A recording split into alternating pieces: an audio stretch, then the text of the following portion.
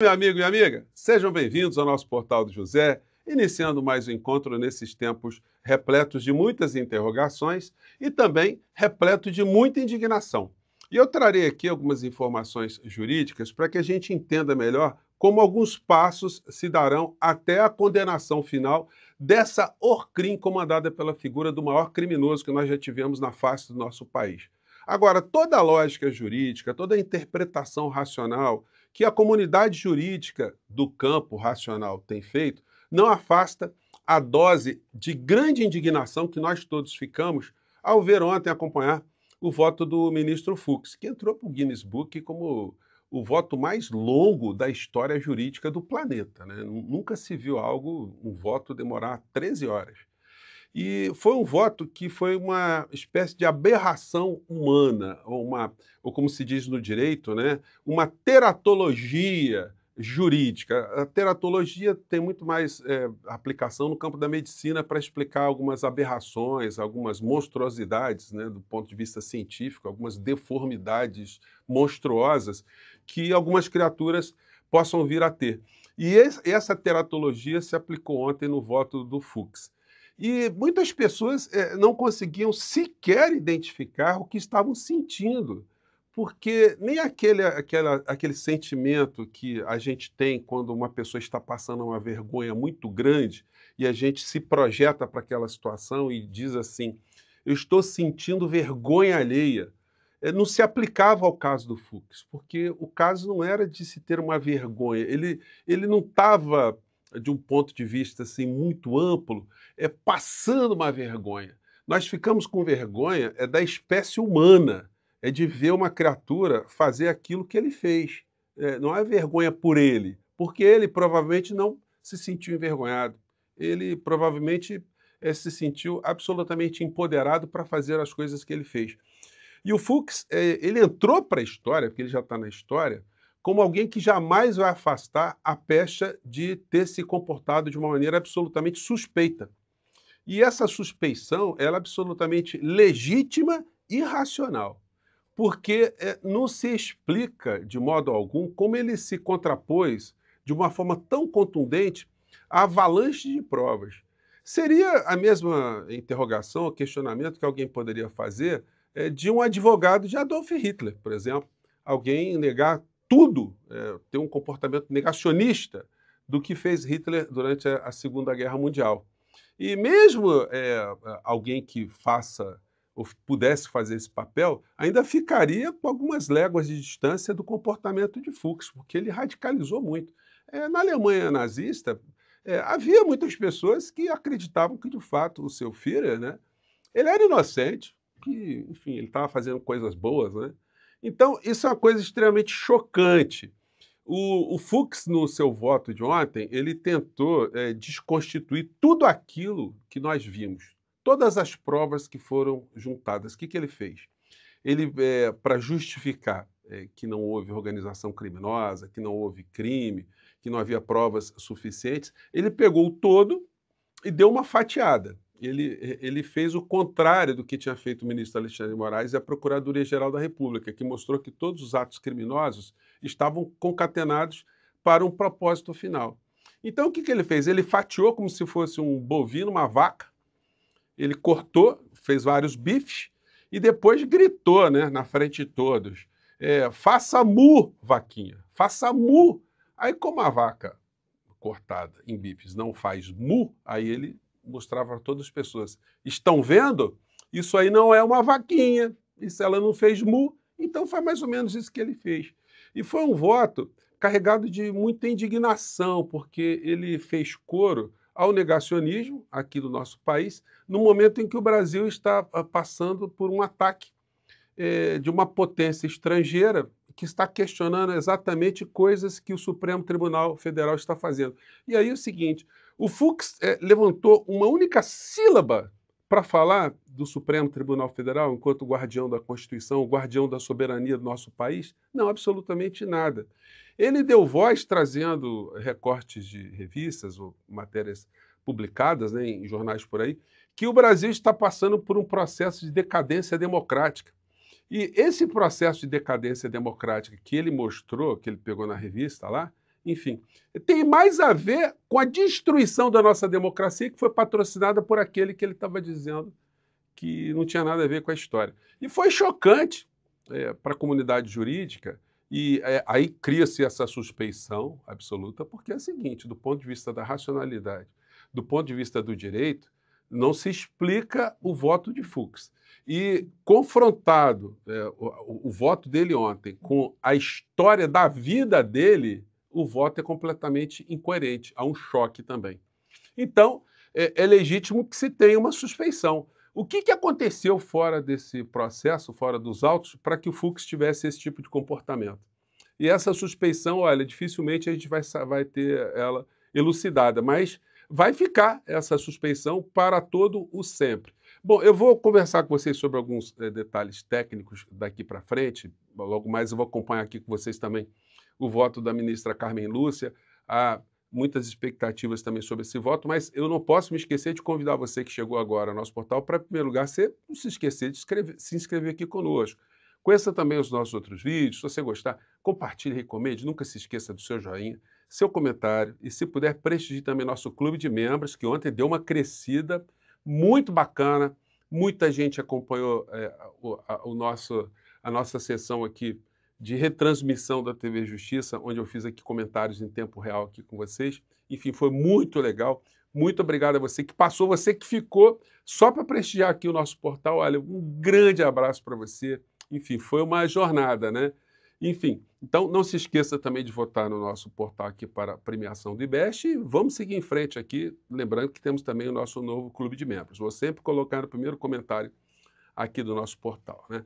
Então, voltando aqui ao assunto, hoje o sentimento geral de todos nós, de termos essa, não a vergonha alheia, mas ter essa indignação, né, de ver que no Brasil a gente tem pessoas que estão em altos postos da nação tendo um comportamento que teve Fux, um comportamento inclassificável, né, gente? Inclassificável. Ele reproduziu todos os discursos e na incoerência final, até o Flávio Dino, né, até fez uma pergunta um tanto quanto capciosa, e o Dino parou por ali, do tipo, o senhor está absolvendo Bolsonaro, eu não entendi direito, então, absolveu Bolsonaro, mas está condenando o Mauro Cid e os outros réus, e aí o Fux, não, ainda não julguei os outros réus, né, mas naquela pergunta o Dino já mostrava a incoerência do Fux, né, de maneira muito delicada, né, muito suave, né, do tipo, vem cá, o traidor, porque o Fux se comportou como um traidor da nação, na medida que ele foi um traidor dos seus pares, um traidor do Supremo Tribunal Federal. Então, nas entrelinhas, o que se lê é isso. O traidor, você está absolvendo o chefe da Orcrim, está culpando o mordomo, daqui a pouco o senhor vai colocar no seu voto que o responsável por tudo aquilo, pelo quebra-quebra que nós tivemos no Brasil, foi a Odete Roitman. Odete Roitman que está por trás dessa história toda. Era o que seria mais coerente dentro dessa história incoerente do voto de Fux. Então, meu amigo e minha amiga, não sinta vergonha alheia, não. A vergonha alheia não é o sentimento adequado. O sentimento é de indignação de vermos a espécie humana, a raça humana, ter pessoas que se comportaram como o Fux. Olha, foi uma coisa tão chocante que nem os advogados de defesa de Bolsonaro, os advogados de todos aqueles que foram beneficiados, eles ficaram sensibilizados com algum tipo dessa posição. Não. Houve um constrangimento. Quem estava presente lá, tinham muitos jornalistas, eu recebi vários informes de colegas que estavam por lá. Enfim, o sentimento foi de constrangimento das pessoas que estavam acompanhando, o constrangimento dentro da corte. O constrangimento... Gente, olha, o ministro Alexandre de Moraes, ele de fato ele é um herói nacional, porque aguentar o que ele aguentou ontem, qualquer pessoa, em qualquer ambiente, chegaria a um limite, levantaria e daria uma cadeirada no Fux, como fez o Datena com o Marçal. A coisa estava nesse nível, porque a fala do Fux foi uma fala provocativa, ele foi provocando, e muito cínica quando ele dizia assim, não, eu não quero citar nomes de colegas porque eu acho deselegante, eu acho constrangedor, uma pilantragem, um mau caratismo, uma disfarçatez sem limites, né? Uma falta de dignidade e de hombridade. Porque se o voto era técnico e a discordância era técnica, olha, divide do ministro Alexandre de Moraes por essa razão, ou tem um aspecto técnico aqui que a gente precisa preservar. Mas não, vem com esse discurso patife de colocar a própria corte da qual ele faz parte em suspeição, que no momento em que, como eu disse a vocês, o Brasil está sob todo tipo de ataques vindo de fora para dentro com uma turba. Bom, agora vamos ter o voto da ministra Carmen Lúcia. Qual a expectativa?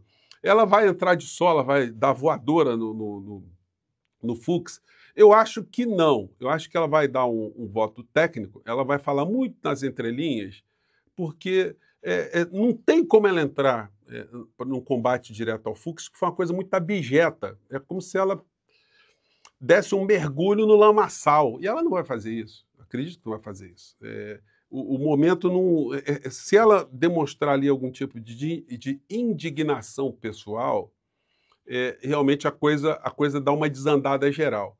Então, eu acredito que ela fará uma leitura técnica, dará ali umas pitadelas com luva de pelica, mas mesmo que ela fosse mais contundente, o Fux também não se furtaria, né, de fazer também as agressões dele, de entrar ali. Então, gente, o que ele fez ontem mostra que ele não está preocupado com absolutamente nada.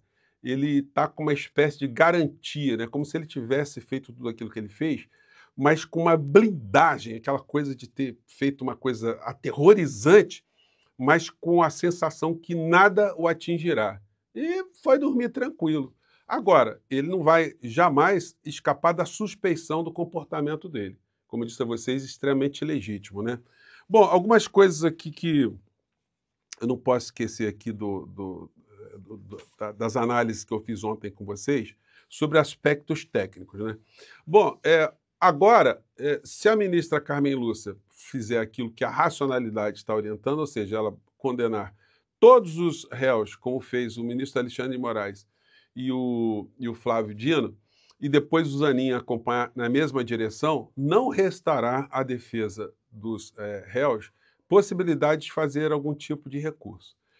A possibilidade de se alterar esse cenário, do ponto de vista jurídico, só poderia acontecer depois da sentença penal transitada e julgada, ou seja, quando ela estiver pacificada, não tiver condição nenhuma de ser atacada, e as defesas quiserem propor uma ação, que é uma ação independente, que tem um outro rito chamada ação de revisão criminal.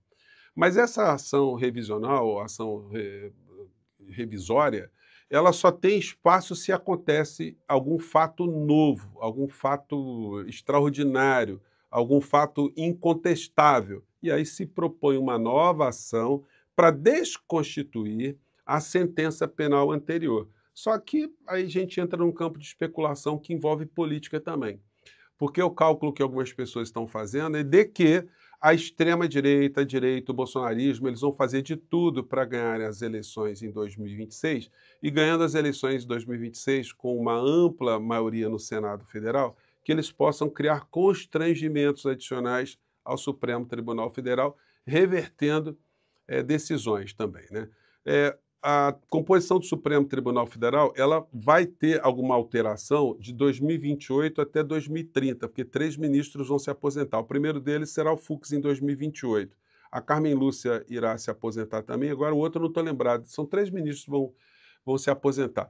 O Alexandre de Moraes, para desespero dessa gente, só se aposenta no ano de 2044. Então, há um cálculo político no meio dessa história, que o voto do Fux aí vai vitaminar discursos de anistia no Congresso Nacional, enfim. Mas, como eu tenho sempre dito aqui para vocês, todas essas histórias estão meio atreladas também ao que está acontecendo fora do nosso país. E essa gente da extrema-direita está tendo muito apoio do atual governo norte-americano para sabotar a nossa democracia e o nosso país.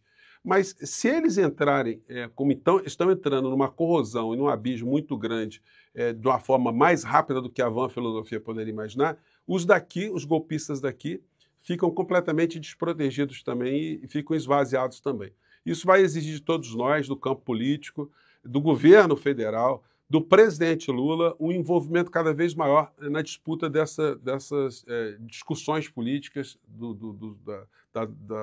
das defesas políticas da nossa soberania, da nossa racionalidade, das nossas instituições, enfim, da verdade, né? Bom, eu fico por aqui, gente, já falei bastante aqui com vocês, e daqui a pouco, às 14h, estarei ao vivo aqui acompanhando a sessão do Supremo Tribunal Federal. Então, fique tranquilo, as filas estão andando e você tem, de fato, o direito de se sentir muito indignado. Vergonha não. A gente tem que ter vergonha de coisas que nós vimos ontem, tá bom? Eu fico por aqui, um grande abraço, até já. Tchau.